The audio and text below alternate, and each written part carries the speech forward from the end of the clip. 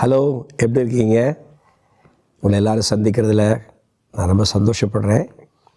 தேவனுடைய ஆலயத்துக்கு ஓய்வு நாளில் கடந்து வந்து தேவனை கனப்படுத்த வேண்டியது நம்ம எல்லாருக்கும் கொடுக்கப்பட்டிருக்கிற மிகப்பெரிய ஒரு கடமை, அப்படி தானே? அதை நம்ம மிஸ் பண்ணக்கூடாது. ஸோ அதுக்கு எந்த சாக்குமே சொல்ல முடியாது. ஆண்டோடைய பிரசன்னங்கிறது நம்ம வாழ்க்கையில் மிக மிக முக்கியமான ஒரு காரியம். அதுவும் விசேஷமாக இது திருவிருந்திருக்கிற நாள். உங்களோடு கூட ஒரு மனிதனாலே உண்டான மீறுதலில் ஏற்பட்டதான வீழ்ச்சியை குறித்தும், ஒரு மனிதனுடைய கீழ்ப்படிதனாலே ஏற்பட்ட நீதியை குறித்தும் உங்களோடு நான் பேச போகிறேன். ரொம்ப இன்ட்ரெஸ்டிங்காக இருக்கும்.